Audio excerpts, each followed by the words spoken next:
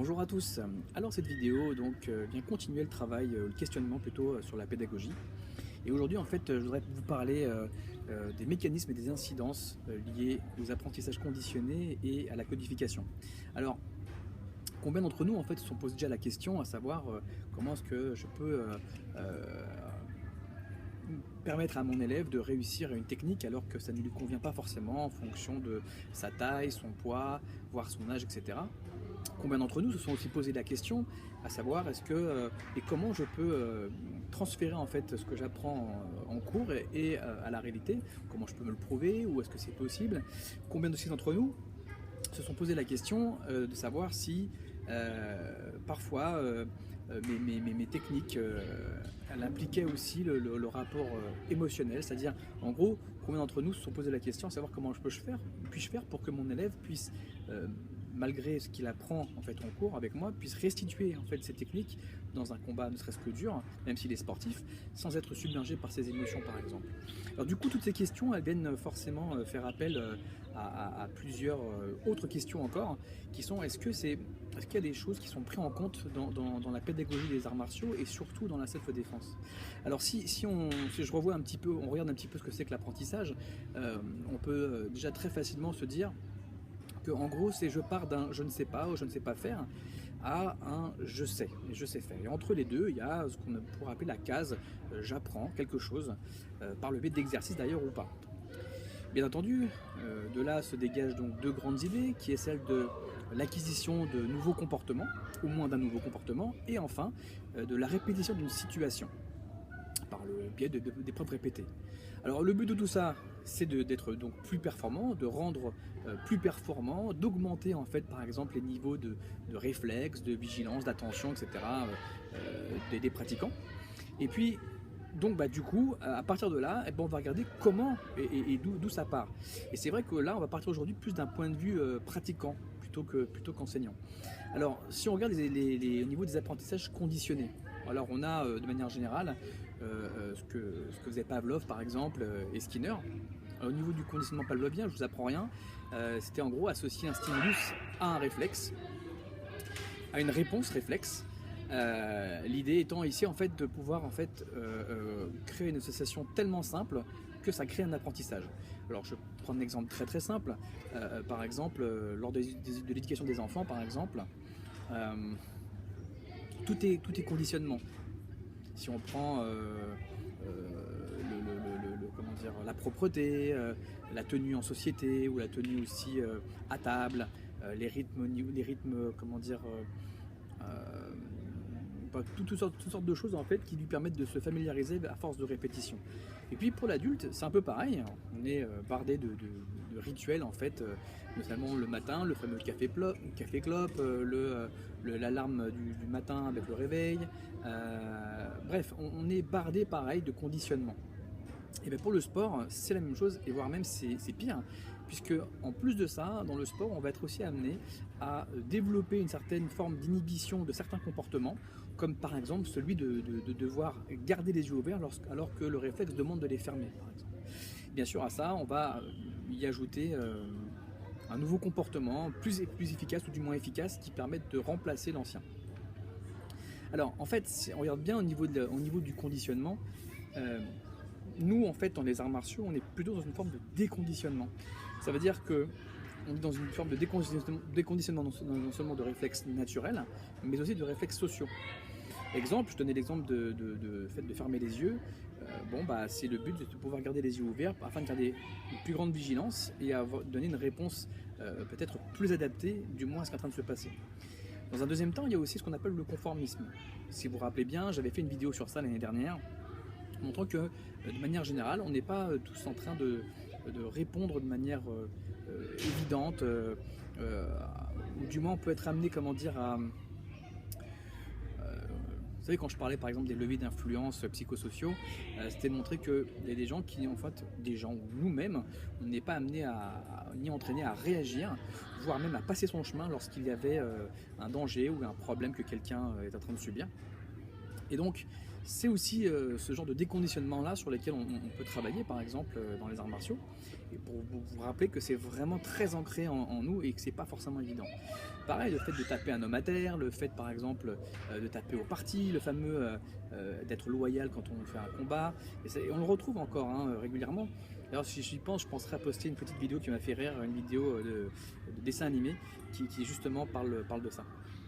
Alors du coup, en fait tout ça, ça amène à quoi? Ça amène en fait à mettre en mesure, si vous voulez, toute la forme de non-implication en fait du pratiquant ou de non-implication du sujet.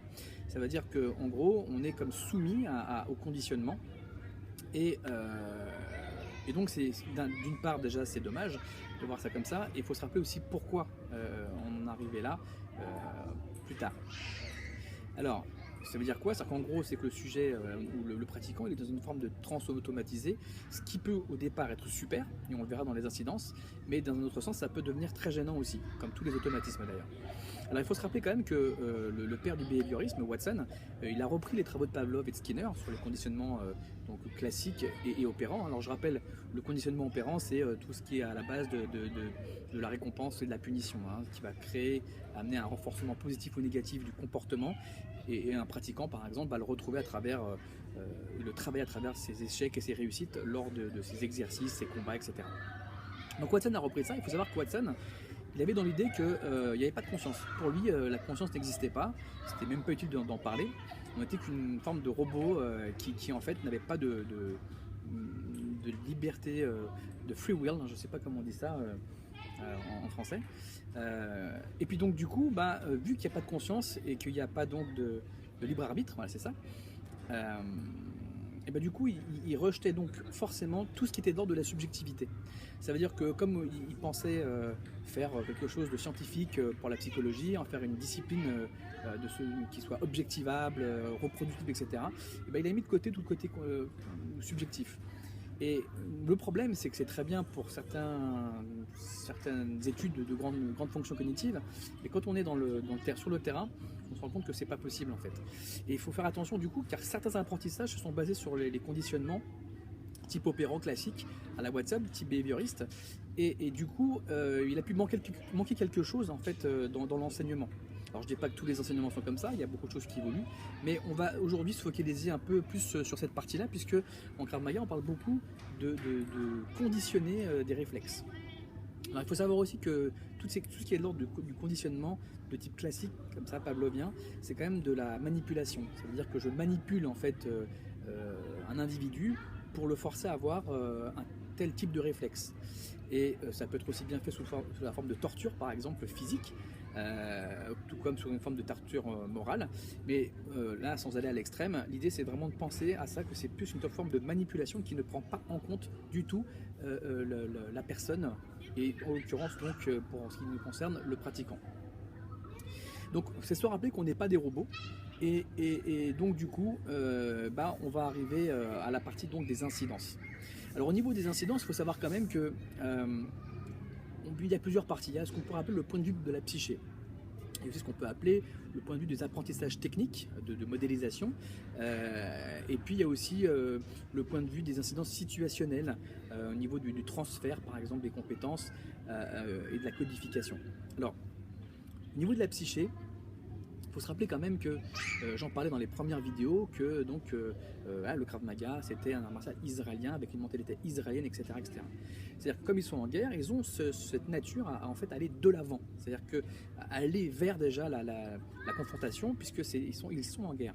Et c'est très important ça, parce que ça veut bien dire qu'ils sont déjà dans une certaine forme de réflexe en fait conditionné par l'environnement, qui est le leur, qui est en guerre. Et donc aller vers l'avant est une nature pour eux. Donc pour nous ce n'est pas forcément, et c'est très important de le prendre en compte, notamment car ça voudrait dire aussi qu'ils sont dans une forme de pédagogie de type instinctive, puisque c'est quand même des gens qui vont à la guerre et qui ne doivent pas réfléchir. Si vous vous rappelez les vidéos que j'avais faites sur les centres de la psyché, sur les instinctifs, émotionnels et les mentaux, il se rappelait qu'un instinctif, lui, lorsqu'il il perçoit un danger ou quelque chose qui est nouveau, et la première réaction qu'il a, elle est de type survie. Ça veut dire qu'il va directement aller à la confrontation. En gros, il va aller attaquer, ou alors il va au contraire aller fuir parce qu'il il va considérer d'une certaine manière qu'il ne peut pas gérer la situation. Donc c'est très animal en fait comme comportement.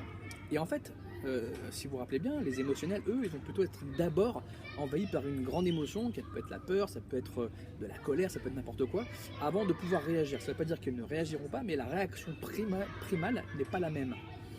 Mais il peut être complètement entraîné par son émotion. Et le mental, c'est un peu pareil. Lui, si vous vous rappelez bien, il se pose la question à la base, qu'est-ce qui est en train de se passer? Il se retourne, il se pose d'abord la question, et après seulement, il va y avoir peut-être une émotion, et derrière, peut-être une action. Donc, ici, le Krav Maga, si vous voyez bien, ça va droit au but, exactement comme la mentalité israélienne, et donc c'est une pédagogie de type, je dirais, instinctive. Donc ça veut dire qu'en gros, si on donne un enseignement de type purement instinctif à tout le monde, peut-être qu'on mettrait de côté ce qu'on appelle les émotionnels et ce qu'on appelle aussi les mentaux. Alors ça a son importance parce que du coup, dans la façon d'enseigner les choses, dans la façon même d'apprendre des techniques, de se conditionner des techniques, bah, ça va être super pour un instinctif, quoique pas forcément tous, mais en tout cas ça peut être différent pour les autres. Alors, du coup, est-ce que la méthode peut être plus adaptée et comment faire pour ça? Ça, on pourra en discuter dans une autre vidéo, bien entendu. Ensuite, il y a un deuxième aspect, qui est en fait l'aspect lié aux apprentissages d'une technique pure, au niveau de la modélisation. Alors, il faut savoir que quand même l'aspect positif de l'incidence de cette incidence, c'est que c'est une forme qui est quand même familière, une forme qui est donc repérable, identifiable facilement, et c'est donc en fait une forme de référentiel rassurant pour un pratiquant. Et en même temps, il y a ce qu'on appelle une forme de répétition stéréotypée qui en fait facilite l'acquisition de certaines connaissances. Maintenant, le versant négatif, ce serait aussi cette répétition stéréotypée. C'est le fait qu'il y ait une stéréotypie de l'ensemble de ce qui est présenté. Prenons un exemple. Ici, si on regarde par exemple une personne qui fait un contre, qui est un super contreur en combat, eh ben, on peut être amené à se dire, tiens, en regardant que cette personne-là, ce combattant-là, positionne ses appuis exactement comme il faut, qu'il serait bien ancré au sol, et qu'il est positionné en fait son corps d'une certaine manière qui lui permette d'effectuer son contre. Par le biais de vidéos et de photos par exemple, on pourrait être amené à vraiment décrire exactement dans le détail ce que le pratiquant est en train de faire, et alors à ce moment-là, de pouvoir chercher à restituer en fait ce qui a été vu et perçu en vidéo, pour en fait permettre de corriger des pratiquants qui veulent apprendre la même technique. Alors, du coup, ce qu'il va pouvoir faire en fait le pratiquant qui répète cette technique, c'est qu'il va pouvoir le faire de la même manière, je dirais même exactement selon le modèle qui lui a été présenté, à l'identique, sans partenaire, sans adversaire. En revanche, vient venir le problème où en fait il va devoir le mettre en application, et là très souvent il y a un problème puisqu'il n'est plus en fait en contact avec la réalité, et c'est là où en fait on peut voir une différence entre un expert et un non-expert, et que de voir aussi que c'est très important d'ailleurs de faire du combat, mais de mettre vraiment en application les techniques qu'on nous enseigne. Sinon en fait on est en train d'apprendre à nager sans jamais en fait aller dans l'eau. Alors du coup, l'expert, bien sûr, l'expert qui fait ça, on se doute bien que dans sa tête, il a une certaine forme d'appréciation des distances, une forme d'anticipation intuitive qui se fait grâce à son expertise, et qui a une forme d'analyse hyper rapide de son cerveau, mais qui est liée à l'entraînement, bien entendu, avant tout. Alors, donc du coup, on peut très facilement imaginer que cet expert-là, il est capable de reproduire en fait cette forme de travail de contre, par exemple, dans diverses situations très différentes, puisqu'il maîtrise en fait à un certain niveau, au niveau de ce cerveau, ce genre de schéma par exemple. Alors ça devient intéressant puisque c'est là où on voit l'importance, encore une fois, je me répète, de l'application en combat, et surtout d'obliger le partenaire à le faire. Alors ensuite, pour toujours rester dans le problème de l'apprentissage d'une technique, c'est en fait le problème dans l'histoire, c'est pas tellement de corriger un geste qui est visible. Ce n'est pas non plus en fait le fait de faire comprendre au pratiquant quel geste il doit corriger ou quelle partie de geste il doit corriger. L'idée ici serait plutôt en fait de savoir et de faire savoir que quelle que soit la situation de combat ou de jeu de combat qui est mise en avant à ce moment-là, il va y avoir une forme d'analyse profonde, très rapide du cerveau, qui en fait va s'exprimer sous une forme de vigilance accrue, qui en fait va intervenir en fait l'implication au niveau sensoriel et cognitif du pratiquant. En gros, ça veut dire quoi? Ça veut dire une augmentation de l'attention, des capacités attentionnelles. Alors, ensuite, dans un troisième temps, je voulais vous parler aussi des incidences situationnelles. Ça veut dire qu'au niveau situationnel, j'en parlais juste avant, tout à l'heure, l'idée c'était ici de percevoir que, déjà la première chose, c'est que on voit bien que dans la façon dont, puisque je parle, blablabla, paf. Donc en fait, l'idée ici, c'est quoi? C'est que au niveau situationnel, parce que du coup je me suis un peu embrouillé.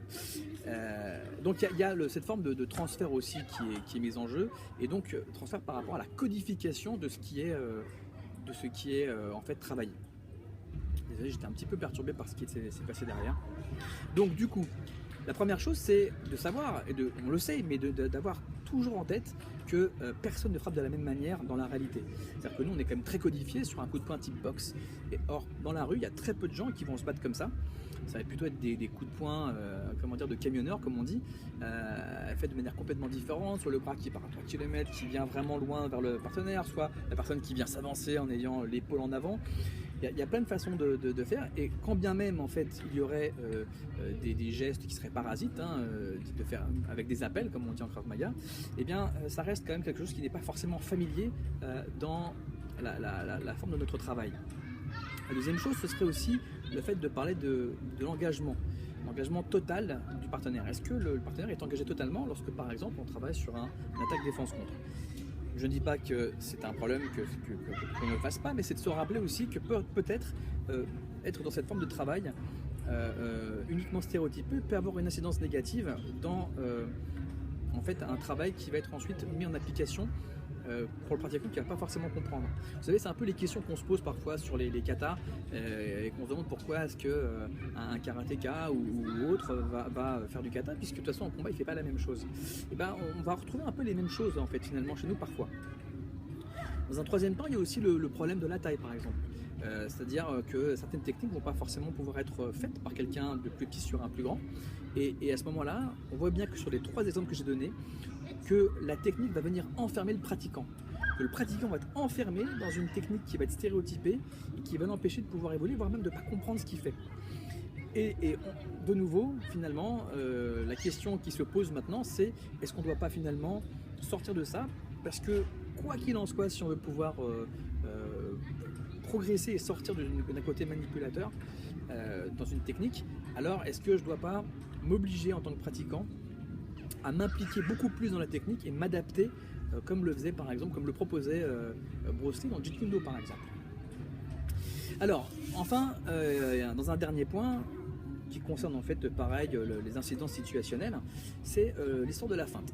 Alors la feinte, moi j'adore ce côté-là, puisque la feinte c'est en gros l'utilisation la plus sophistiquée des conditionnements.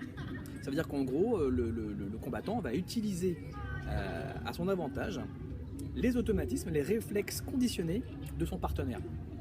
Et c'est génial quand on y pense, parce qu'on est vraiment sur le principe pavlovien, stimulus conditionné, hop, réponse conditionnée. Et donc il va utiliser ça à son avantage. Et donc le but de ça, c'est d'induire en erreur son partenaire, puisqu'il va donner un faux signal, et ce faux signal étant interprété comme étant le vrai en tout cas, eh bien c'est trop tard lorsque l'adversaire donne son vrai coup, puisqu'il ne peut plus répondre à la vraie attaque. Donc l'idée c'est de comprendre ici que l'affrontement entre deux adversaires qui feintent, eh bien, il repose sur le même code, sur un même système de codification.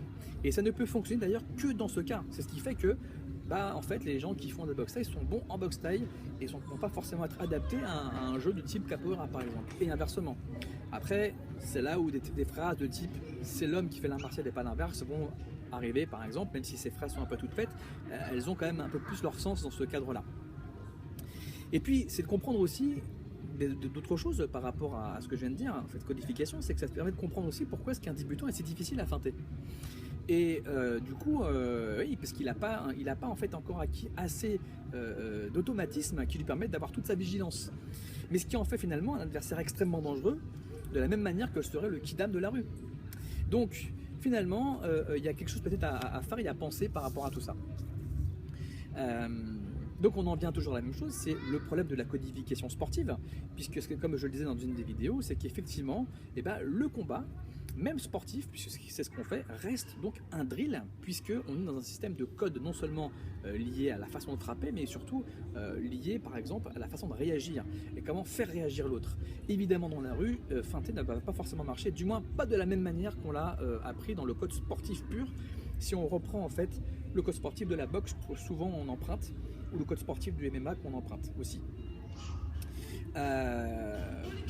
Donc on sait très bien que la rue c'est différent, qu'il y a plein de paramètres en plus, le fait d'avoir qu'ils soient plusieurs par exemple, le fait qu'il y ait des trottoirs, qu'on soit dans la rue, qu'on soit peut-être sur un sol glissant, bref il y a plein de paramètres qui sont en jeu, qu'on ne peut pas forcément reproduire à un entraînement, mais en tout cas d'avoir ça en tête pour ne pas oublier et de rester vigilant sur sa manière de s'entraîner. Moi je me rappellerai toujours d'une phrase que Richard répétait très souvent qui était qu'il ne faut jamais s'habituer. Or si on reste dans une façon stéréotypée de s'entraîner, alors à ce moment-là, il y a de fortes chances que malgré tout on finisse quand même par s'habituer et là on s'enferme dans notre pratique.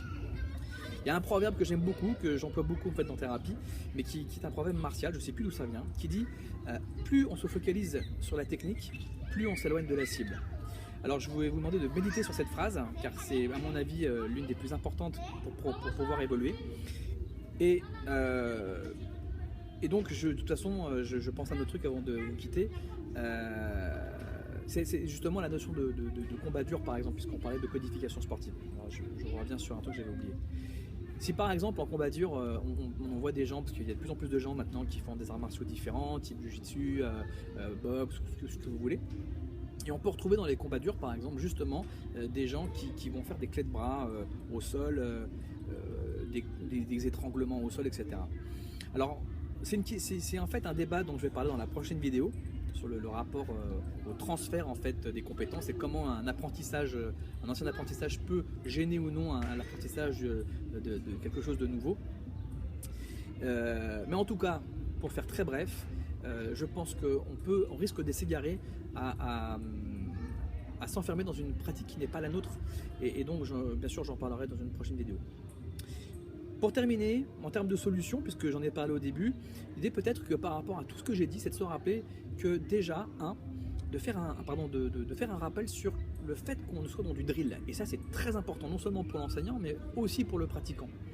Afin qu'en fait, on puisse garder quelque part une forme de conscience de ce qu'on est en train de faire et qu'on commence à sortir du conditionnement afin de se déconditionner des méthodes classiques de conditionnement. Ouais, c'est un peu confusionnant ce que j'ai dit. Ça, c'est la première chose. Ensuite, c'est le fait de pouvoir, par exemple, peut-être combattre avec des débutants. C'est chiant, c'est dur, ça fait chier, mais peut-être que c'est l'une des meilleures façons de pouvoir apprendre pour quelqu'un qui n'a ne serait-ce que 2-3 ans de plus de pratique. Même si certains le font déjà, depuis très longtemps peut-être d'insister encore un peu plus sur cette phase pour les pratiquants confirmés. Peut-être aussi de mettre en place, comme moi j'ai déjà fait depuis très longtemps déjà, ça fait 10 ans que je fais ça déjà, mettre en place des ateliers où le partenaire frappe de manière complètement anarchique.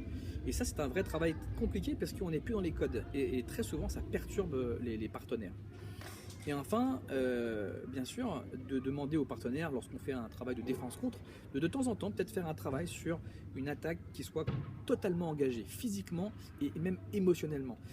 Juste pour voir ce que ça fait, et juste pour comment on va se déplacer, comment nos appuis changent, puisque ces choses changent, on le voit déjà en combat. L'idée c'est de travailler uniquement de manière analytique ici, séquencée, pour pouvoir peut-être mieux adapter en fait le travail qui est censé être le nôtre, c'est-à-dire celui de self-défense. Bien sûr, je terminerai sur ça, c'est que tout travail lié en fait à l'introspection, puisque on est à l'inverse de ce que disait Watson, le fait de pouvoir réfléchir sur sa pratique, d'être dans une forme d'aller-retour entre l'action et la réflexion, et notamment sur le fait d'être dans une forme d'auto-observation, va permettre de pouvoir forcément être plus à l'aise dans sa pratique. On pourrait parler de méditation par exemple, pour ceux qui s'intéressent à ça, d'auto-hypnose ou de tout travail lié en fait à l'introspection personnelle. Voilà, j'ai fini pour aujourd'hui. La prochaine vidéo donc sera normalement sur le transfert, sur quelle implication de pratiquer une autre discipline lorsqu'on en pratique déjà une. Et je ferai notamment une vidéo aussi sur la pédagogie séquentielle et la pédagogie analytique, enfin analytique et globale, pardon. Voilà, je vous remercie pour votre attention et je vous dis à la prochaine fois. Ciao!